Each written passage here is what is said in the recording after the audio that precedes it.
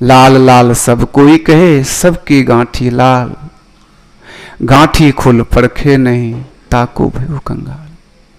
हम लोग तो उनके सामने कंगाल की तरह हैं, वे अंदर और बाहर से लाल ही लाल हैं। इसलिए वे मेरे जैसे अबोध बालक को, छोटे भाई को चलाने के लिए, चलने के लिए सिखाने का प्रयास कर रहे हैं। इसमें जो कुछ त्रुटि हो आप लोग क्षमा करने की कृपा करेंगे। श्री सद्गुरु महाराज की। देखिए, हम सबों का जीवन रूपी जो मंदिर है, यह सुकर्म और कुकर्म रूपी ईंटों से बनता और बिगड़ता रहता है। सुकर्म और कुकर्म रूपी ईंट का निर्माण जो होता है, हम सबों के जीवन में किए गए कृतकर्म फल के आधार पर ही प्राप्त होता है। इसलिए जिस तरह का हम और आप कर्म करेंगे, उसी तरह की फल की प्राप्ति होगी। लेकिन संतों ने कहा है, जे पहुंचे से कही गए सबके एक ही बात, सबे सयाने एक मत सबके एक ही जात। सबों ने एक स्वर में कहा है, अगर हम लोगों के जीवन में किसी तरह का पाप का कर्म या पाप रूपी फल की प्राप्ति हो रही है, या पुण्य खूब कर रहे हैं, या पुण्य रूपी फल को हम प्राप्त कर रहे हैं, तो संतों के नजरों में कहा, इस पाप और पुण्य दोनों एक प्रकार की बेरी है। कैसी बेरी है? तो पुण्य की प्राप्ति, पुण्य का फल जो है वह सोने की बेरी के तुल्य है, और पाप रूपी जो कर्म का फल है यह लोहे की बेरी के तुल्य है। अब इस लोहे की बेरी को हम परिवर्तन कर सकते हैं, बदल सकते हैं, लेकिन सोने की बनी हुई जो बेरी है उसमें किसी प्रकार का परिवर्तन नहीं हो सकता। जब भी परिवर्तन होगा तो लोहे से बनी हुई जो जंजीर है, बेरी है, उसी में परिवर्तन हो सकता है। एक बार की बात है, पूज्य मुरारी बापू का कार्यक्रम रांची हरमू के मैदान में हो रहा था। संयोग से हम लोगों को भी बुलाया गया था, जो रांची स्थित महर्षि मिहि आश्रम चोटिया थाना के नजदीक है। वहां पूज्य स्वामी निर्मलानंद जी महाराज के साथ में वर्षों तक रहा। अब भी मैं उन्हीं के साथ हूं। पूज्य श्री का स्वभाव है, बहुत सारे संत महात्माओं का स्वभाव है कि आलोक मेरे साथ भी चले, मेरे साथ भी चले। तो मैं समय को ध्यान में रखते हुए, समय रहते हुए मैं सबों का बातों को मानता हूं और उनके साथ जहां भी होता है उनकी आज्ञा का पालन करता हूं। हरमू के मैदान में जब संत मुरारी बापू का सत्संग चल रहा था, रात्रि का मौसम था। प्राय शहर में लोग दिन भर अपने संसारिक कामों में व्यस्त होने के कारण समय नहीं दे पाते, इसलिए रात्रिकालीन सत्संग का कार्यक्रम था। सत्संग प्रारंभ थी। सत्संग के बीच में ही एक पढ़े लिखे विद्वान पूरे चंदन टीका लगाए हुए गैरिक वस्त्र में थे, वे नीचे में बैठे हुए थे। मंच ऊपर था लेकिन कुर्सी लगी हुई थी, उसी कुर्सी पर सभी लोग बैठे हुए थे। मुरारी बापू से उन्होंने प्रश्न किया कि हुजूर, एक जिज्ञासा है, अगर उस जिज्ञासा का समाधान कर दिया जाए तो बड़ा अच्छा होता। तो मुरारी बापू कहते हैं, कुछ देर बैठ जाइए, सत्संग की समाप्ति होगी तब आप कहेंगे।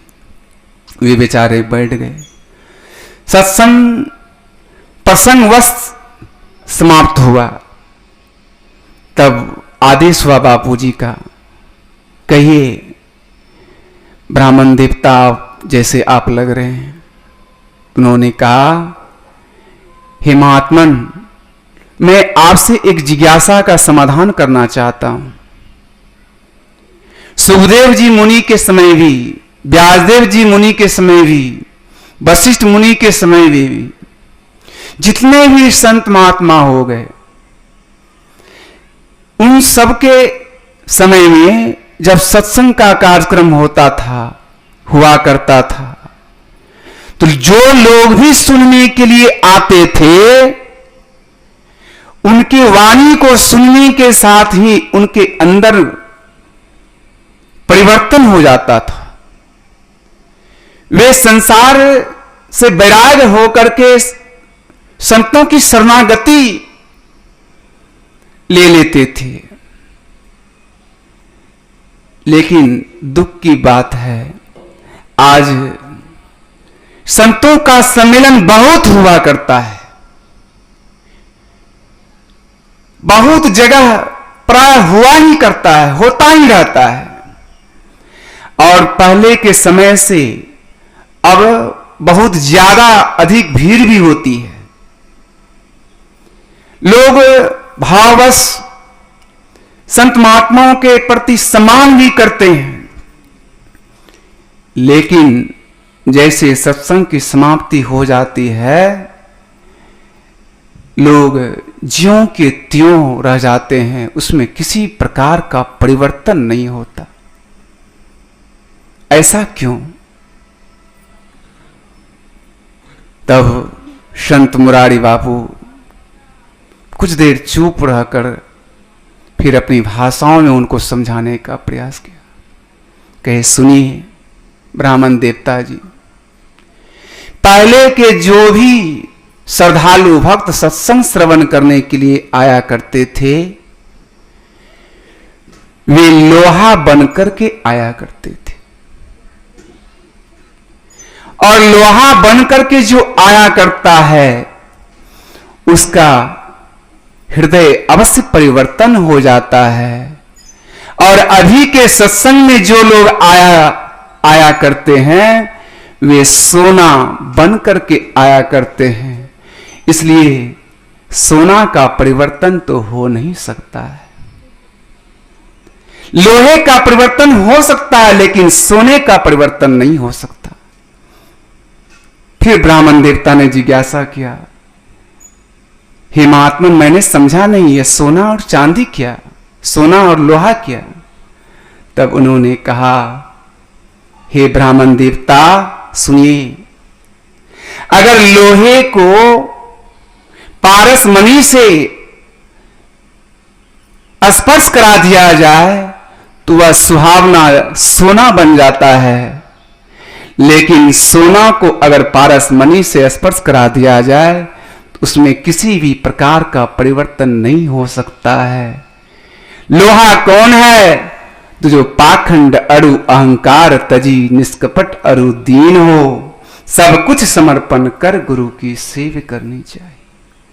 जो अति दीनता के साथ, जिसके अंदर में किसी प्रकार का अहंकार नहीं, किसी प्रकार का पाखंड नहीं, अति दीन भाव से जिसने गुरु की शरणागति ले ली, उनके हृदय लोहे के समान है, और वही लोहा जब पारस मणि रूपी संत का दर्शन कर लेता है तो वह सुहावना सोना हो जाता है, हृदय उसका परिवर्तन हो जाता है। और जब हृदय परिवर्तन हो जाता है तो वह फिर साधारण मानव नहीं होता, वह संत ही हो जाता है।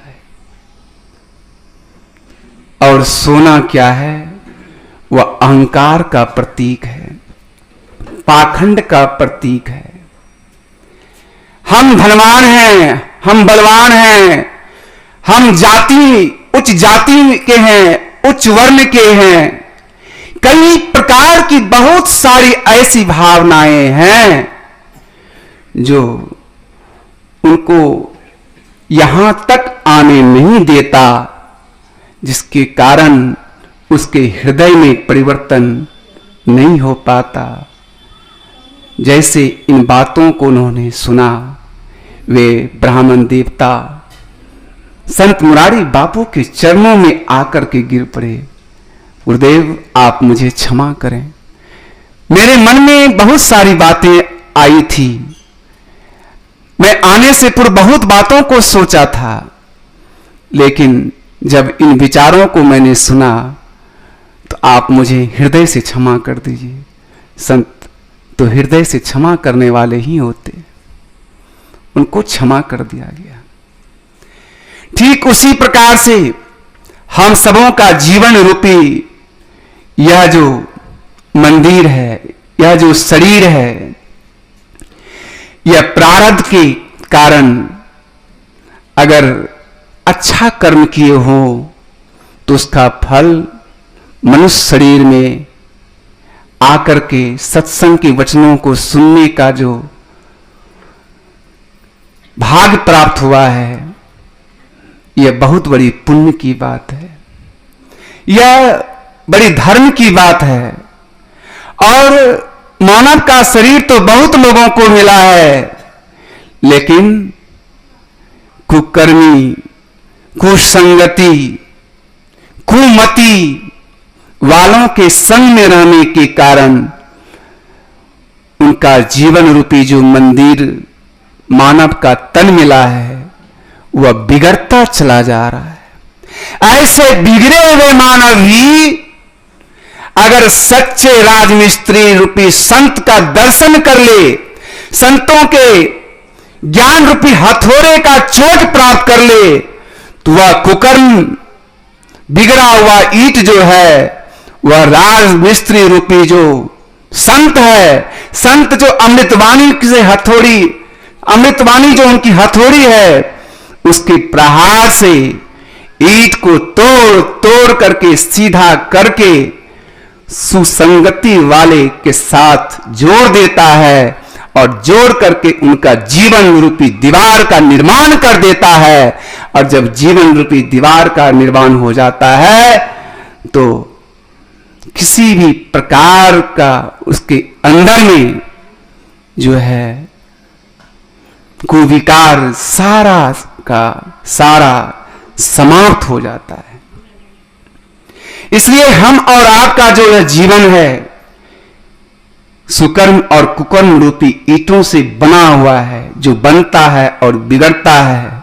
अगर बिगड़ा हुआ है तो संत रूपी राजमिस्त्री के पास आकर के आप उनके हथौड़े रूपी अमृतवाणी को श्रवण कर लें, और आप जैसे ईंटों को सुधार करके अच्छे ईंटों के साथ जोड़ देंगे। जब जोड़ देंगे तो क्या होगा? तो संतों की वाणी में आया है, वह मोक्ष के रास्ता में अग्रसर हो जाएगा, वह अवागमन के चक्र से एक न एक दिन मुक्त हो जाएगा। इसलिए गोस्वामी जी ने कहा, संत संग अपवर्ग कर कामी भव कर पंथ। कहते हैं कामी पुरुषों का संग, अवागमन के चक्र में फंसना, दुखों में जाना, और संतों की शरणागति, संतों का संग अर्थात अपवर्ग की ओर अग्रसर हो जाना, अर्थात मोक्ष को प्राप्त कर लेना। इसलिए उपनिषद में आया, भोग इच्छा मात्र को बंधनस्तो बंधनस त्यागो मोक्ष उच्यते। अर्थात अगर भोग की इच्छा, संसारिक वासनाएं की भावनाएं अगर है तो उस इच्छाओं को मारते रहो, हटाते रहो, हटाते हटाते क्या होगा, तुम भोग की इच्छा रखने के कारण बंधन में हो। भोग की इच्छा से जैसे निवृत्त हो जाओगे, बंधन से मुक्त हो जाओगे, और जैसे बंधन से मुक्त हो जाओगे, अवागमन के चक्र से मुक्त हो जाओगे, सारा दुख तुम्हारा छूट जाएगा। इसीलिए संतों ने कहा है कि संतों की संगति करें और पारस मणि सोने की तरह सुहावना हो जाए, तो लोहे की तरह बन करके आवें, तो जीवन क्या होगा, जो है वह सुधार हो जाएगा, उद्धार हो जाएगा। यही हम सबों को करना चाहिए, यही हम सबों को करना चाहिए। विचार करें, 3 सज्जन नदी पार कर रहे थे। नदी जब पार कर रहे थे तो पार करने के क्रम में देखा गया कि नदी किनारा लगने वाली है, लेकिन नदी से जब किनारा लगने वाली नाव थी तो नाव में एक छिद्र हो गया, पानी घुसना शुरू हो गया। तो उसमें से एक व्यक्ति ने कहा, या अल्लाह, या खुदा बचाओ, अब तो लगता है भवसागर में डूब जाएंगे। या अल्लाह खुदा बचाओ कहकर पुकार करने लगे। दूसरा व्यक्ति जो था उन्होंने कहा, oh my God, oh God my help. इस तरह का विचार उन्होंने बार बार प्रकट किया, oh my God, God my help. भगवान से प्रार्थना कर रहा है कि हेल्प करो, सहायता करो, बचाओ। और तीसरा व्यक्ति जो था वह कह रहा है, मन ही मन सोचता है, कैसा व्यक्ति है, कोई अल्लाह का नाम ले रहा है, कोई खुदा का नाम ले रहा है, कोई गॉड का नाम ले रहा है। अल्लाह खुदा गॉड से प्रार्थना कर रहा है और यह नहीं देख रहा है कि भाई संसार में इतनी देवी देवता है, मां दुर्गा है, मां काली है, मां सरस्वती है, हनुमान जी हैं, कितने देवी देवता हैं।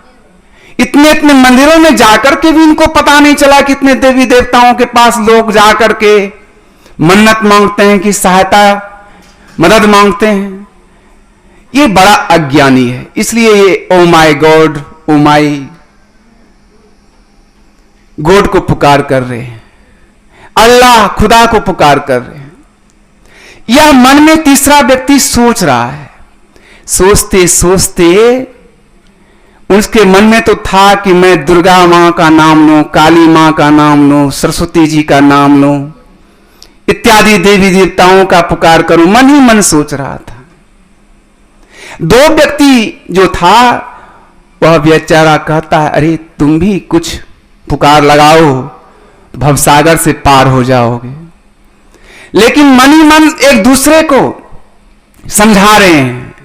इतने में तीसरा व्यक्ति जो देवी देवता की ही पुकार लगाने वाले थे, तो वो देखते क्या है, उधर से बड़ी भारी भीड़ के साथ, साजबाज के साथ, डीजे डांस करते हुए मां काली को कंधे पर लेकर के आ रहे हैं। कहां? नदी के किनारे। क्या करने के लिए? विसर्जन करने के लिए। और उसको विसर्जन करने के लिए आ रहे हैं। वह दोनों व्यक्ति पूछता है, अरे देख रहे हो, यह माटी की बनी हुई जो है, जिसको हम पुकारते हैं, हे दुर्गा मां, हे काली मां, हे सरस्वती मां, हे बाबा बजरंगबली, हमको बचाओ बचाओ। देखो आज इसको इसी पानी में डुबा देगा, और तुम अगर इसी तरह से बचना चाहते हो तो तुम भी इसी में डूब जाओ, तभी तुम्हारा निदान होगा। जैसे कहा वह भी बेचारा उसी में डुबकी मार दिया। दुर्गा मां तो उसमें विसर्जित हो गई और यह बेचारा राम नाम सत्य हो गया।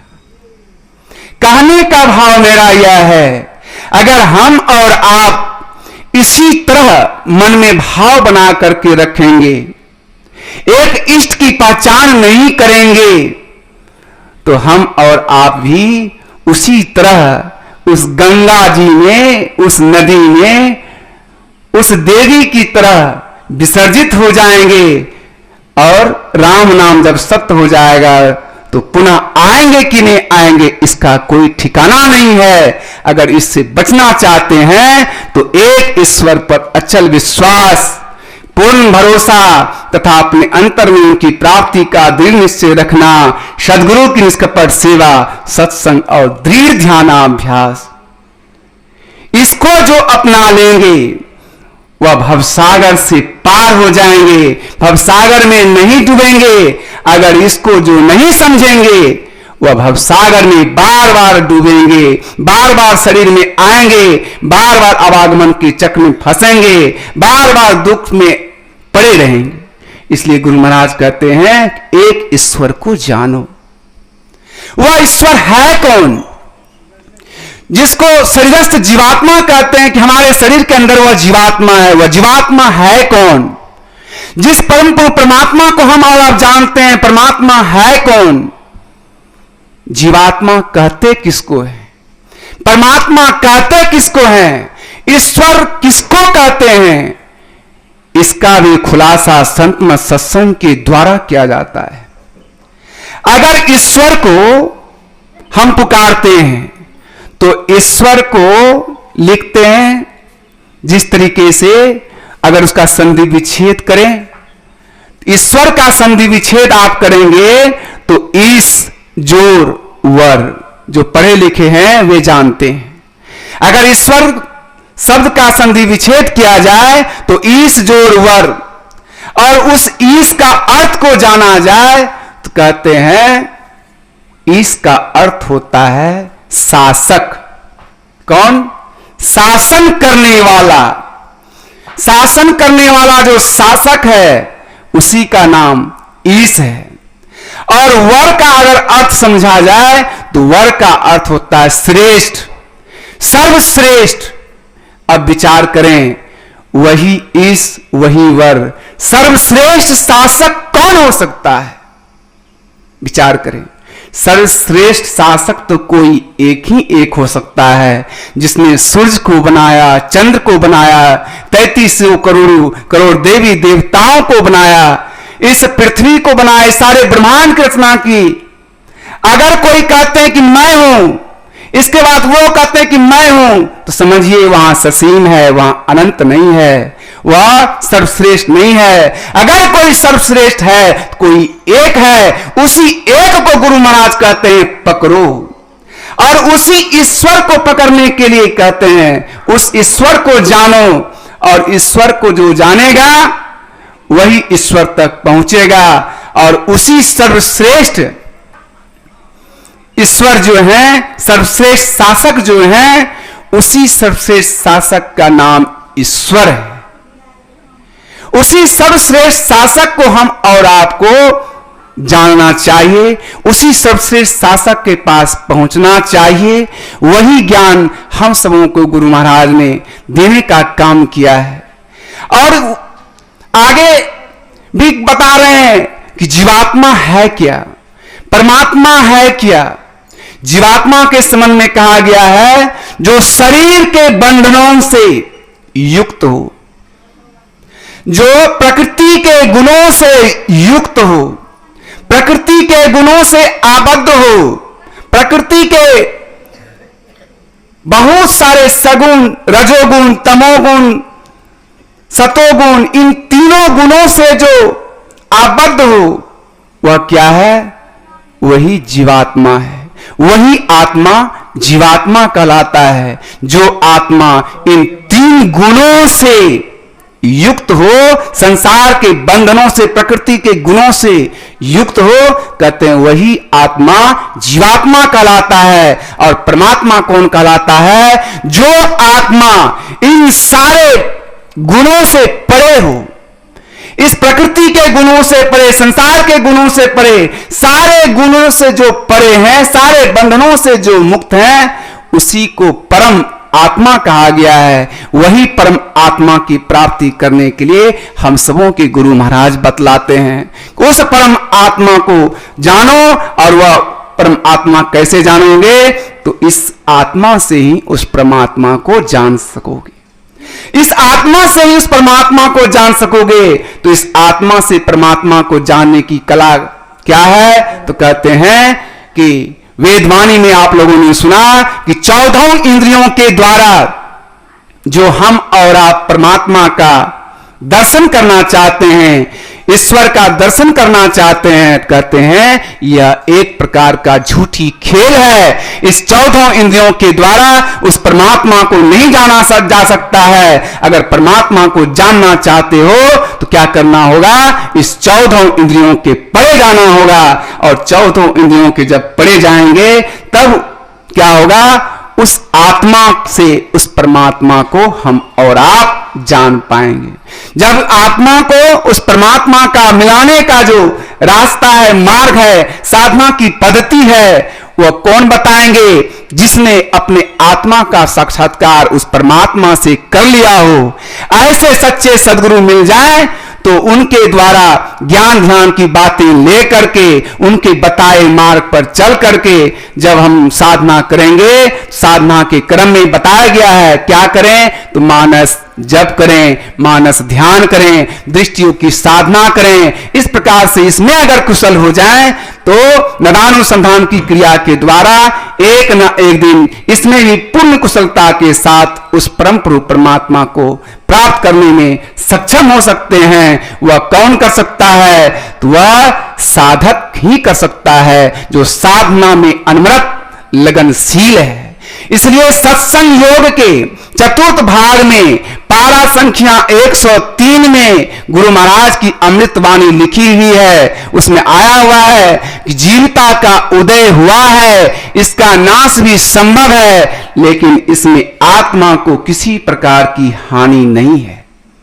इसमें आत्मा को किसी प्रकार की हानि नहीं है। जो मुमुक्षु मोक्ष कार्य में निरंतर अभ्यासरत हैं, जो मुमुक्षु मोक्ष कार्य में निरंतर अभ्यासरत हैं, ऐसे मुमुक्षु का अगर शरीर छूट जाए तो इस भजन के संस्कार की संभाल जो है अन्य योनि में जाने नहीं देता। क्यों नहीं जाने देता? क्योंकि अन्य योनि इस भजन के संस्कार की संभाल नहीं कर सकती है। इसलिए भजन का संस्कार को संभाल कौन करेगा? तो मनुष्य योनि में ही हो सकता है, कर्म योनि में हो सकता है, विवेकशील प्राणी से ही हो सकता है। और विवेकशील प्राणी में जब हो सकता है तो पुनः परमात्मा इस भजन के संस्कार की संभाल के लिए आपको मानव का तन देगा, और मानव का तन दे करके भजन के संस्कार को पूर्ण करा करके एक न एक दिन आपको अवागमन के चक्र से मुक्त करने का काम करेगा। और वही जो अवागमन के चक्र से मुक्त होगा वह सारे द्वंद्व और द्वेष से छूट जाएगा। सारा द्वंद्व और द्वेष छूटा, बंधन से मुक्त हुआ। अवागमन जो सबसे बड़ा दुख है, इन सारे दुखों से निवृत्ति, परमात्मा से जीव की मिलन हो जाती है, सारे दुख छूट जाता है। यही सारे दुखों से छूटने का उपाय हम सबों के गुरु महाराज ने बतलाया है। यही कर्तव्य कर्म में उतारें तो हम सबों का जीवन उद्धार और सुधार होगा। यही कल्याण का रास्ता है। इन्हीं शब्दों के साथ मैं अपने विचारों पर विराम, गुरुजनों के चरणों में प्रणाम और आए हुए सत्संग प्रेमियों के चरणों में प्रणाम करता हूँ। श्री सद्गुरु महाराज की जय।